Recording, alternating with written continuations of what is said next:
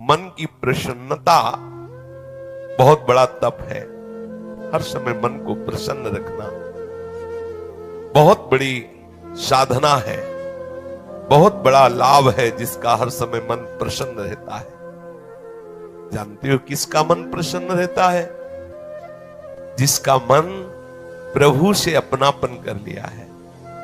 मन को सदैव प्रसन्न रखना है तो भगवत संबंध से ही मन प्रसन्न रह सकता है। ये मन चंचल क्यों रहता है, अशांत क्यों रहता है? ये जितना विषयों का चिंतन करेगा, जितना नाशवान परिवर्तनशील वस्तु व्यक्ति स्थान का संबंध स्वीकार करेगा, उतना ही जलेगा, उतना ही अशांत रहेगा, उतना ही चंचल रहेगा। त्यागात् शान्तिरनन्तरम्, जितना ऐसा वस्तु व्यक्ति स्थान का राग त्याग करेगा उतना ही शांत हो जाएगा, उतना ही आनंदित हो जाएगा, उतना ही प्रसन्न हो जाएगा। मनः प्रसादः। यदि आप मन को प्रसन्न करना चाहते हैं तो किसी भी व्यक्ति वस्तु स्थान का इसे संबंध न रख ले पावे, ये सावधानी रखना। और होता क्या है, बोले चलो मनोरंजन करते हैं। कहां? किसी व्यक्ति में, किसी वस्तु में, किसी स्थान में, किसी द्रव्य में। होता क्या है, मनोरंजन होता नहीं, एक नई जलन, एक नई चिंता, एक नई कामना, एक नई वासना, एक नया फसाव। चले थे आनंद लेने और फंस गए। हमारा मन प्रसाद, मन प्रसन्न कब होगा? बहुत ध्यान की बात है। भगवान कह रहे त्यागात् शान्तिरनन्तरम्। यदि आप शांति देना चाहते हो, अपने मन को आनंद देना चाहते हो, प्रसन्नता पाना चाहते हो, तो आप वस्तु व्यक्ति स्थान के संबंध से रहित कर दो अपने मन को। एकमात्र प्रभु के चरणारविंद में आप अपने मन को लगा दो। फिर आप देखें आपका मन सदैव प्रसन्न रहेगा, क्योंकि प्रभु अविनाशी है, वस्तु व्यक्ति स्थान परिवर्तनशील है। वो एक रस प्रसन्न रह ही नहीं सकता जिसका वस्तु व्यक्ति स्थान से संबंध है, नहीं रह सकता, क्योंकि वो एक रस नहीं है तो मन कैसे एक रस होगा? वो विनाशी है, परिवर्तनशील है, मूल में दुख है, केवल ऊपर से सुखद दिखाई दे रहा है। मन में अशांति, दुख, क्लेश, बंधन का कारण है किसी वस्तु व्यक्ति स्थान से अपनापन कर लेना। सूक्ष्मता से देख लीजिए, अभी हम यही फंसे हैं, चाहे हम ज्ञानी भगत हो, चाहे प्रेमी भगत हो, अभी केवल मन के भगत हैं। मन को अभी भक्ति के मार्ग में नहीं खड़ा कर पाए।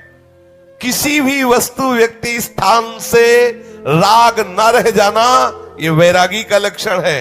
समस्त वस्तु व्यक्ति स्थान में एकमात्र सच्चिदानंद आराध्य देव को देखना, यह अनुरागी का लक्षण है।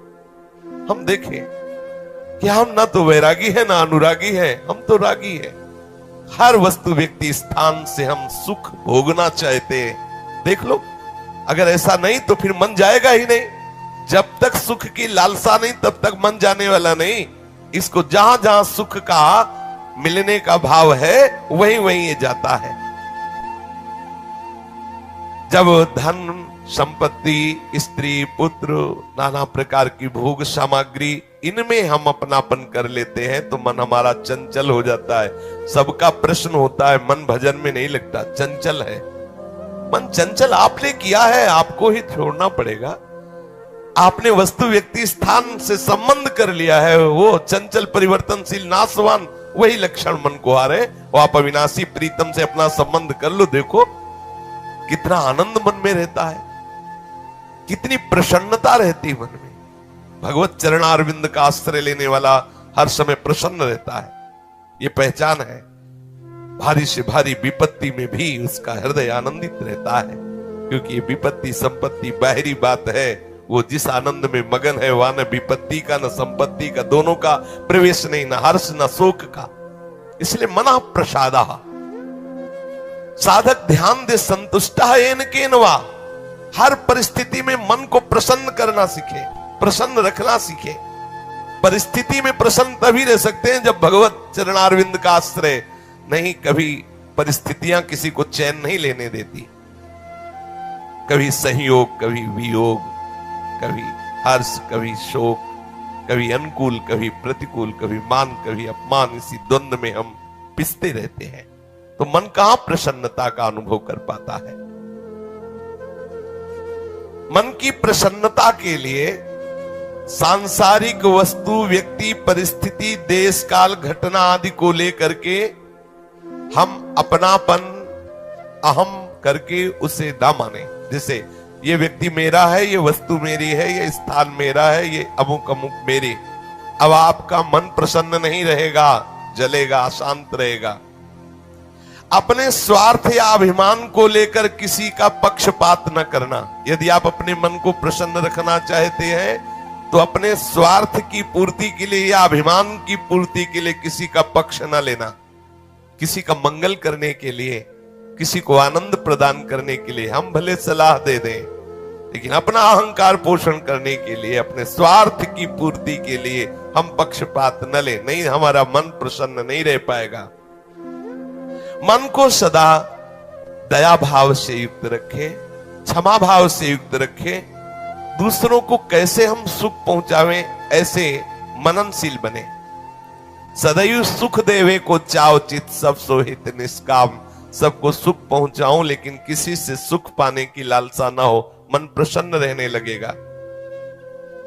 मन में जब दूसरों के हित की भावना होती है तो प्रसन्नता का प्रादुर्भाव होता है। और सदैव मन को प्रसन्न रखने के लिए थोड़ा भोजन पाना सीखें, कम बोलना सीखें, कम सोना सीखें और सदैव भगवान नाम जपना सीखें। अखंड प्रसन्नता आ जाएगी।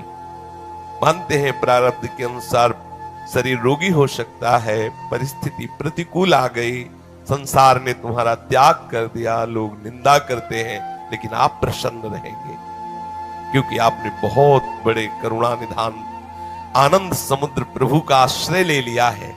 उस आश्रय में जो बाधक भाव है उनका त्याग कर दीजिए। अधिक भोजन करने वाला कभी प्रसन्न नहीं रह सकता। और बड़ी विचित्र ये जिह्वा है, ऊब गए भगवान। रोज इसे पवाओ, लेकिन रोज नए नए पदार्थ, पेट बढ़ता चला जा रहा है, मांस पेशियां बढ़ती चली जा रही, कब्ज बढ़ती चली जा रही है और जिह्वा खाते खाते बूढ़ी होने जा रही, फिर भी और खाओ और खाओ। पता नहीं कब तक खाओ खाओ खाओ। भोजन पर साधक ध्यान दे, नहीं तो आनंद का जो विषय, मन की प्रसन्नता है, वो आप नहीं धारण कर पाएंगे। बोले हित परमित भोजी, थोड़ा सरल, स्वाद रहित, स्वास्थ्य वर्धक, सतोगुणी भोजन पाया जाए।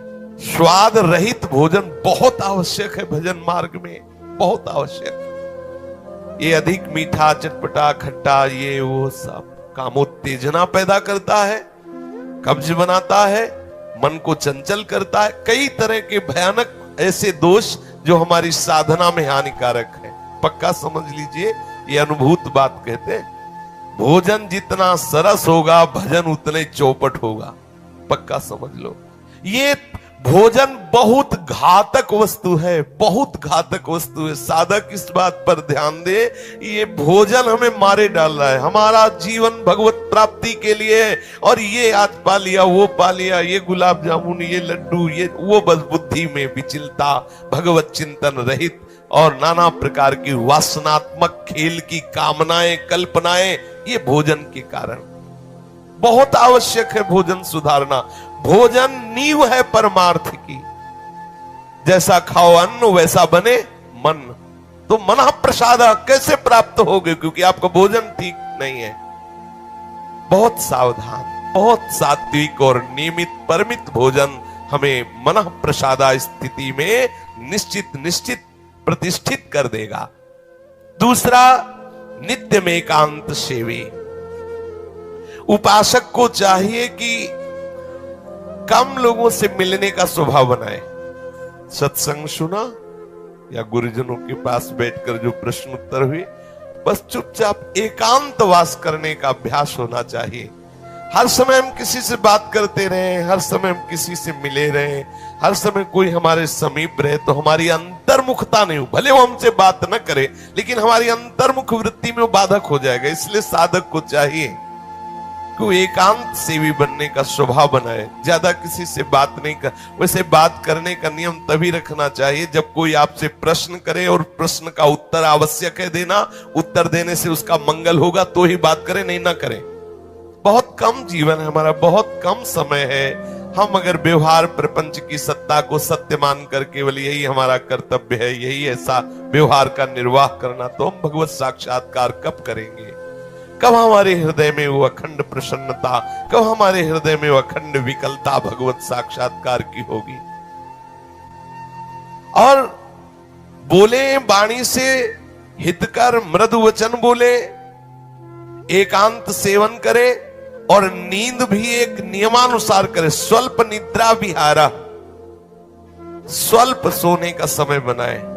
24 घंटे में 5 घंटे बहुत है शयन करना, बहुत है, मतलब बहुत हो गया 5 घंटे। 6 घंटे तो उनको जो बहुत शारीरिक श्रम करते हैं, 7 घंटे मतलब खत्म, अब इसके आगे साधक शब्द नहीं लगेगा।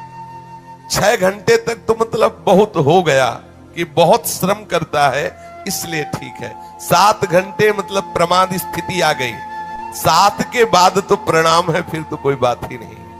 अब आप देख लो किस श्रेणी में आप हैं।